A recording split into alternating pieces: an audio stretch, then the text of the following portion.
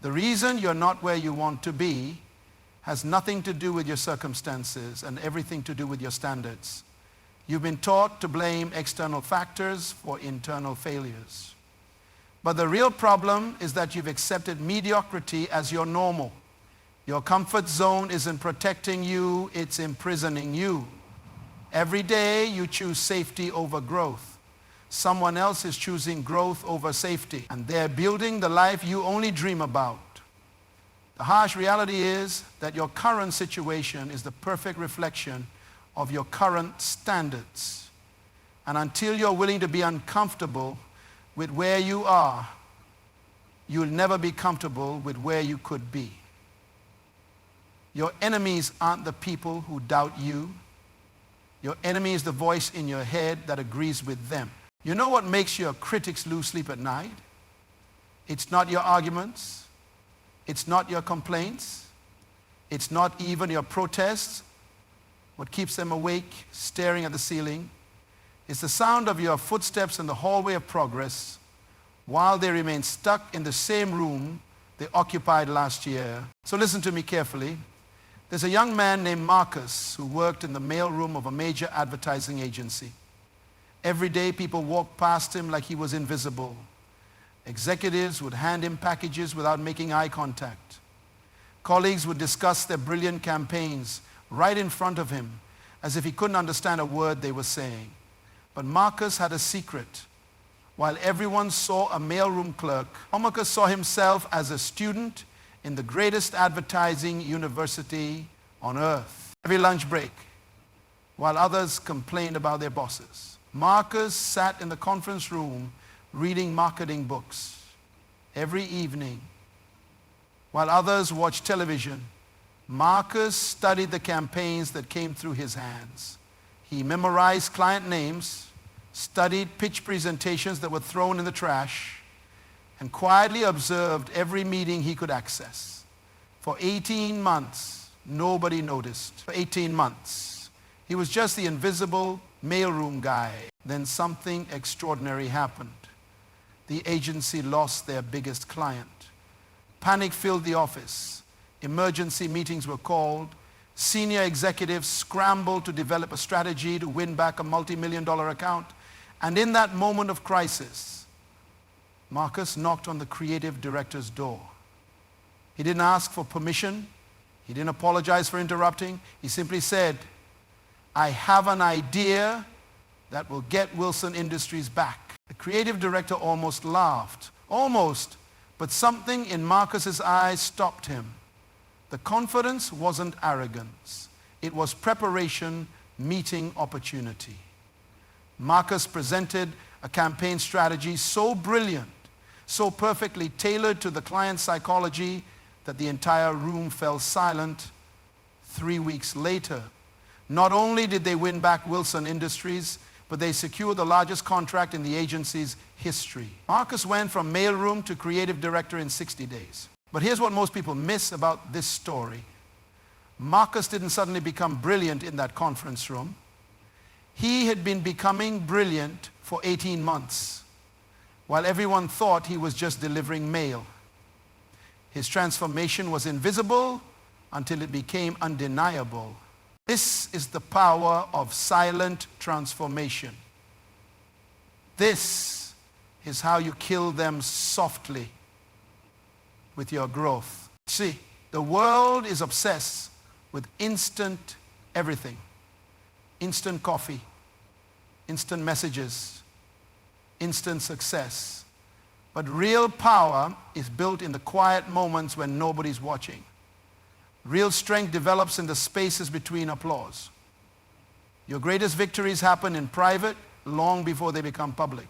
Your enemies expect you to fight them with noise. They prepare for your anger, your complaints, your dramatic confrontations. They have weapons ready for that kind of warfare, but they have no defense against your quiet, relentless improvement. They can argue with your words, but they cannot argue with your results. When you choose growth over grievance, something shifts in the atmosphere around you. When you invest in your skills while others invest in their complaints, you create a gap that becomes impossible to ignore. Every book you read while they're scrolling social media is a weapon being forged in silence. Every skill you develop while they're making excuses is armor being crafted in secret. The most dangerous person in any room is not the loudest one. It's the one who has been quietly preparing for a moment that hasn't arrived yet. It's the one who treats every setback as a setup for a comeback. It's the one who sees rejection not as a verdict, but as redirection towards something better. Your growth doesn't need an audience to be real. Your progress doesn't require permission to be powerful. Every day you choose to become better than you were yesterday, you're writing a check that life will eventually cash with interest. The beautiful thing about silent transformation is that it's absolutely unstoppable.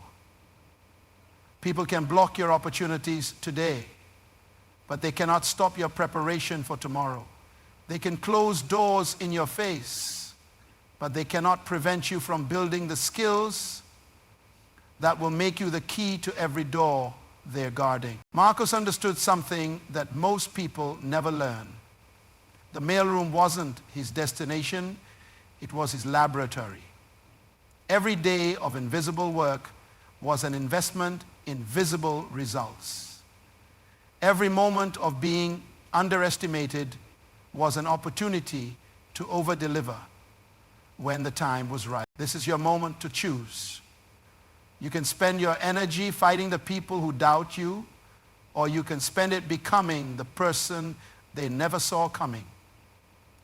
You can waste your time explaining your potential, or you can spend it developing your potential until it explains itself. Your growth is the most elegant form of revenge against every person who counted you out. Every opportunity that passed you by, every door that was slammed in your face, not because you're trying to hurt them, but because your success makes their limited thinking obsolete. When you kill them softly with your growth. You don't destroy your enemies, you make them irrelevant. You don't prove them wrong, you make their opinion unnecessary. You rise to a level where their approval becomes meaningless, because your excellence speaks a language that needs no translation. The transformation has already begun. The question is not whether you have what it takes. The question is whether you have the patience to let your growth do the talking while you do the walking. Now let me tell you something that will change how you see every single day of your existence. Your life is not a stage where you perform for others. Your life is a laboratory where you experiment with greatness. And in this laboratory, every failure is data. Every setback is research. And every challenge is an opportunity to discover what you're truly made of. There was a young woman named Diana who applied for the same marketing position at 7 different companies. 7 rejections. 7 times she heard, "We're looking for someone with more experience." 7 times she walked out of conference rooms feeling like she wasn't enough. But Diana had a different relationship with rejection than most people do. Instead of seeing those 7 rejections as verdicts, she saw them as market research. She took detailed notes after every interview. What questions did they ask that she couldn't answer perfectly? What skills did they mention that she didn't have? What industry knowledge was she missing? Diana turned rejection into education for the next 6 months. Diana became a student of her own deficiencies. She enrolled in digital marketing courses online. She started a blog analyzing successful campaigns. She reached out to marketing professionals on LinkedIn, not to ask for jobs, but to ask for insights. She volunteered to run marketing campaigns for local nonprofits, working for free to gain the experience that nobody wanted to give her a chance to earn. But here's where it gets interesting. While Diana was building her skills in private, something else was happening. The marketing industry was shifting Social media marketing was becoming more important. Data analytics was becoming crucial. All the skills Diana was developing in her personal laboratory were becoming the exact skills companies desperately needed when Diana applied for her 8th marketing position. She wasn't the same person who had been rejected 7 times. She walked into that interview with a portfolio of real campaigns, measurable results, and expertise that even the interviewer didn't possess. They didn't just hire her. They created a senior position for her because her skill set was exactly what their company needed to compete in the new marketplace. Diana understood a principle that most people never grasp. Your current situation is not your final destination. It's your current assignment. And your assignment is to use every circumstance, every challenge, every closed door as raw material for your transformation. See, mediocrity is not just the absence of excellence. Mediocrity is the enemy of your potential. It's the voice that whispers, "This is good enough." It's the comfort zone that feels safe but kills dreams slowly. Mediocrity is more dangerous than failure because failure forces you to change. But mediocrity lets you stay comfortable while your possibilities die of neglect. Your daily habits are not just routines. They are the weapons you're forging for battles you haven't fought yet. Every morning you choose discipline over comfort. You're building strength for challenges that haven't appeared yet. Every time you read a book instead of watching television, you're developing intelligence that will solve problems you can't even imagine yet. The compound effect is not just a business principle. It's the law that governs human transformation. Small improvements, repeated consistently, create results that look like miracles to people who don't understand the process. 5% better every day doesn't feel like much, but 5% better every day for a year makes you 37 times better than when you started. Your enemies are not the people who oppose you. Your greatest enemy is the version of yourself that settles for less than your potential. Your greatest enemy is the voice that says, "Why try so hard when good enough will do?" Your greatest enemy is the comfort that comes from staying where you are instead of becoming who you could be. Every day you wake up, you have a choice. You can spend your energy managing your current problems, or you can invest your energy in developing the skills that will make your current problems irrelevant. You can focus on surviving today, or you can focus on building the capacity to thrive tomorrow. The laboratory of your life is always open. The experiments never stop. Every conversation is a chance to practice communication skills. Every project is a chance to develop excellence. Every setback is a chance to build resilience. Every success. Diana didn't just find a job. She found her calling. She didn't just overcome rejection. She transformed rejection into preparation. She didn't just get hired.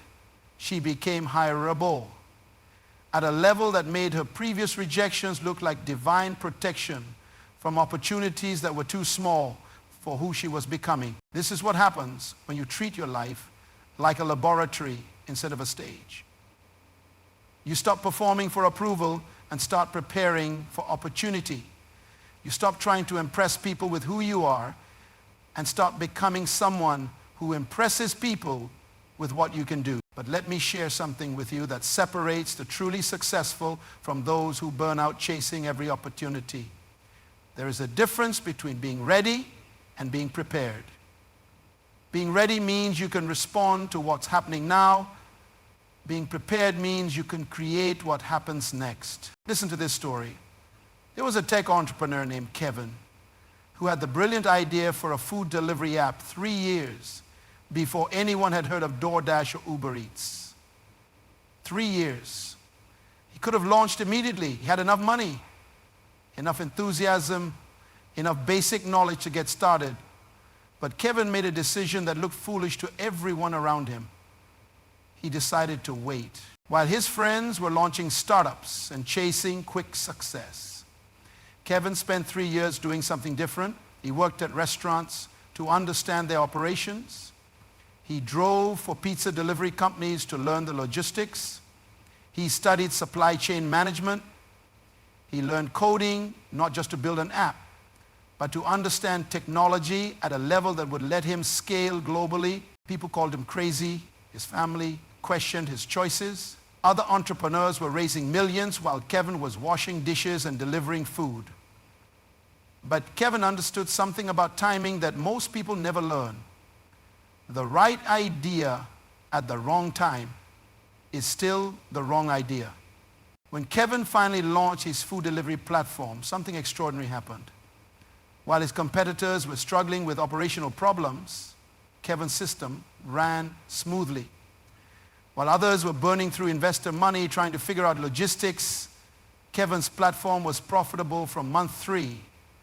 While other apps were crashing under the weight of growth, Kevin's infrastructure scaled effortlessly within 18 months. Kevin's company was acquired by a major tech corporation for $150 million. Not because he had the first food delivery app, but because he had the best one. Not because he moved fastest, but because he moved most strategically. You see, the eagle has a process that teaches us everything about strategic patience. When an eagle reaches maturity, it goes through something called molting. For 40 days, the eagle retreats to a high place where no one can see it. During this time, it looks terrible, its feathers fall out, its beak becomes overgrown and curved, its talons grow long and useless. To anyone watching, it looks like the eagle is dying, but something powerful is happening in that hiddenness. The eagle is shedding everything that has become a limitation. The old beak that can no longer hunt effectively, the old talons that can no longer grip properly, the old feathers that can no longer provide lift. For 40 days, the eagle looks weak while it's actually becoming stronger. When the eagle emerges from molting, it doesn't just look different, it has renewed strength, renewed vision, renewed capacity to soar at heights it couldn't reach before. The period of hiddenness wasn't punishment, it was preparation for a new level of performance. So seasons of hiddenness are not setbacks, they are setups. The times when you feel invisible are often the times when you're developing the most visible results. The periods when nothing seems to be happening are usually when everything is being prepared. Strategic patience is not passive waiting. It's active preparation during invisible seasons. It's using the time when nobody's watching to develop the skills that will make everyone watch. It's understanding that some opportunities require a certain level of preparation that cannot be rushed. Kevin could have launched his app 3 years earlier and failed like dozens of other food delivery startups that launched too soon. Instead, he used those 3 years to become the entrepreneur his vision required. He didn't just prepare a product, he prepared himself to be worthy of the success his product would create. The difference between being ready and being prepared is the difference between surviving success and sustaining success. Anyone can be ready for 15 minutes of fame. Only the prepared can build something that lasts 15 years. Now I want to tell you about the most powerful marketing strategy you will ever learn. It costs nothing, but it's worth everything. It requires no advertising budget, but it creates the strongest brand recognition possible. It needs no promotion, but it promotes itself everywhere it goes. This strategy is called excellence, and when you master it, your work becomes your greatest advocate. There's a baker named Elena who opened a small shop in a neighborhood already crowded with bakeries and cafes. She had no famous investors, no marketing budget, no social media following. What she had was something more valuable than all of those things combined. She had an absolute commitment to making the best bread that anyone in that neighborhood had ever tasted. While her competitors focused on fancy decorations and trendy flavors, Elena focused on perfection in the fundamentals. She sourced the finest flour, even though it cost twice as much. She developed her own sourdough starter and fed it every single day for 6 months before she served her first customer. She studied traditional European baking techniques and practiced each recipe hundreds of times until she could create perfection blindfolded. The first month, Elena sold 12 loaves of bread. The second month, she sold 36. By the third month, something incredible started happening. Customers weren't just buying bread. They were bringing their friends to taste Elena's bread. They were taking photos and posting them online. They were calling it the best bread they'd ever eaten. Within a year, Elena had a line outside her shop every morning. Food critics were writing reviews. Other bakers were trying to figure out her secrets. Restaurants were calling to order her bread for their establishments. All of this happened without a single advertisement, without a marketing campaign, without any promotion except the promotion that comes from excellence itself. Here's what Elena understood that most people miss. In a world full of good enough, excellent becomes magnetic. In a marketplace crowded with mediocrity, quality doesn't just stand out. It pulls people toward it like gravity pulls objects toward Earth. Work is your signature on the world. Every task you complete, every project you deliver, every interaction you have is a reflection of who you are and what you stand for. When you choose excellence as your standard, you're not just improving your output, you're building a reputation that opens doors before you even knock. The craftsman principle is simple but powerful. Master your craft so thoroughly that your skill speaks louder than your marketing. Develop your abilities to such a level that your work becomes its own advertisement.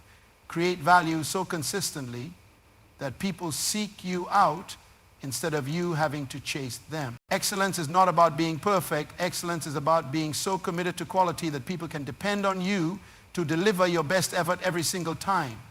It's about caring more about the standard of your work than the speed of your success. When you make excellence your signature, something powerful happens in the marketplace of opportunity. You stop competing on price and start competing on value. You stop begging for chances and start being offered opportunities. You stop explaining why you're qualified and start demonstrating why you're irreplaceable. Elena's bread didn't just feed people, it built trust. Every customer who tasted her excellence became a missionary for her business. Every person who experienced her quality became a witness to her commitment. Her reputation traveled faster than any advertisement because it was carried by satisfied customers who couldn't stop talking about what they had experienced.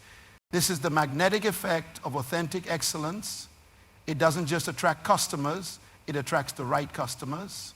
It doesn't just create sales, it creates loyalty. It doesn't just build a business, it builds a legacy. Let me close with a story that will change how you see your future forever. This is about understanding that when you commit to consistent growth, your success stops being a hope and becomes a mathematical certainty. This is about the moment when you realize that everything you've been building in silence is about to speak so loudly that the whole world will have to listen. There was a young man named Antonio who grew up in a neighborhood where dreams went to die. His father worked 3 jobs just to keep the lights on. His mother cleaned office buildings at night to put food on the table. The guidance counselor at his high school told him to be realistic about his future and consider trade school instead of college.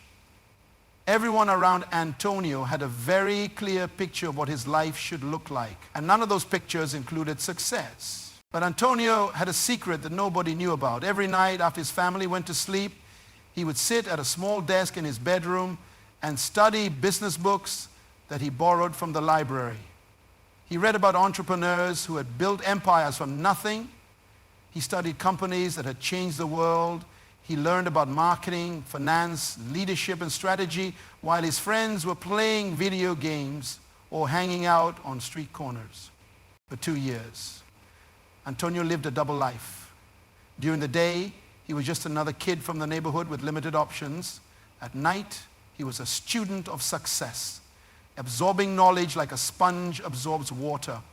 He filled notebook after notebook with ideas, strategies, and plans that nobody else knew existed. When Antonio turned 18, he made a decision that shocked everyone who knew him.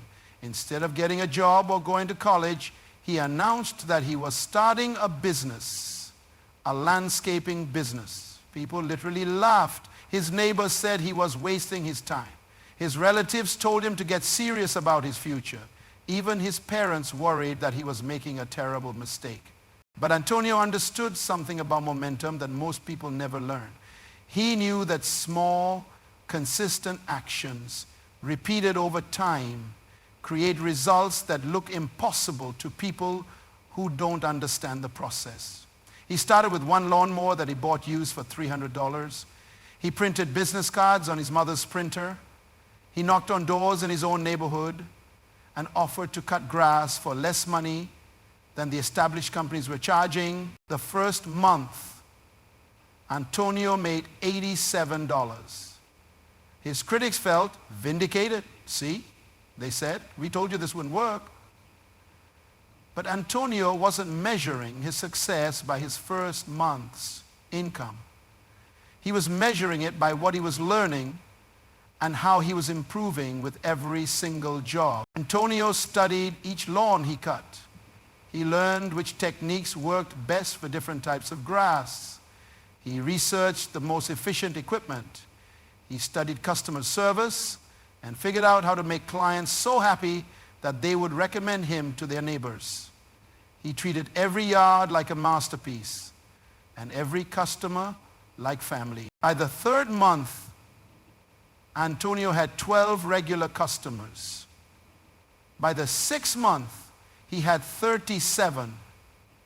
By the end of his first year, he had hired 2 employees and was cutting over 100 lawns every week. But this was just the beginning of something much bigger. Antonio realized that landscaping was just the entry point into a much larger opportunity. He started offering additional services: garden design, tree trimming, irrigation systems. Each new service required him to learn new skills.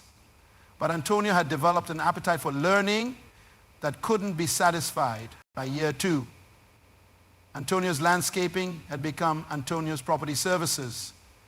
He was managing the outdoor maintenance for apartment complexes, office buildings, and retail centers. His childhood bedroom filled with business books had become a corporate office with 12 employees. His used lawnmower had become a fleet of professional equipment. But here's where the story gets really interesting. By year 3, property management companies were calling Antonio not just for landscaping, but for advice on improving their properties. He had developed such expertise in property maintenance and improvement that real estate investors were seeking his consultation. Antonio had become the expert that experts consulted. In year 4, Antonio made a decision that seemed crazy to everyone except him. He started buying the properties that he had been maintaining.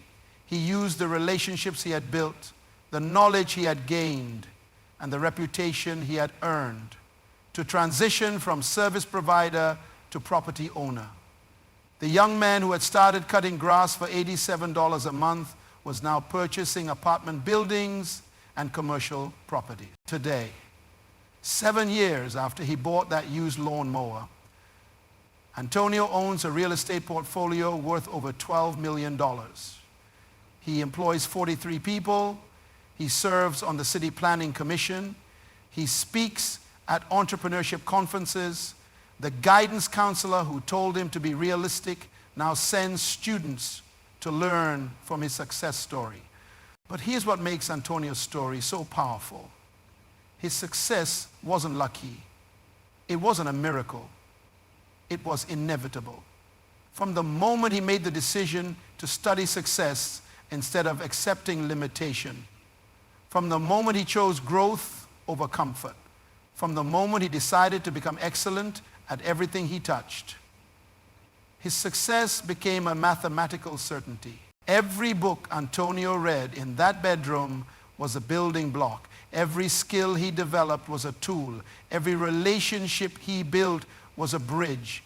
Every challenge he overcame was preparation for a bigger opportunity. The compound effect of consistent growth made his transformation not just possible, but predictable. This is what I want you to understand. When you commit to growing every single day, when you choose excellence as your standard, when you treat every setback as a setup for a comeback, you're not hoping for success. You're creating the conditions that make success inevitable. Your growth is not just about becoming better than you are today. Your growth is about becoming the person that your future requires you to be. Every skill you develop, every book you read, every challenge you overcome is preparing you for opportunities that don't even exist yet. The avalanche starts with a single snowflake, but once it begins, it becomes unstoppable. Your consistent growth is that snowflake. Every day you choose to improve, you're adding to the momentum that will eventually become an unstoppable force in your life. You don't need a permission to grow. You don't need approval to improve. You don't need anyone's blessing to become excellent. What you need is the commitment to kill them softly with your growth, to let your transformation speak louder than your words, and to trust that the person you're becoming is exactly who the world is waiting for. The time is now. Your moment is here. Your growth is your greatest gift to yourself and your most powerful message to the world.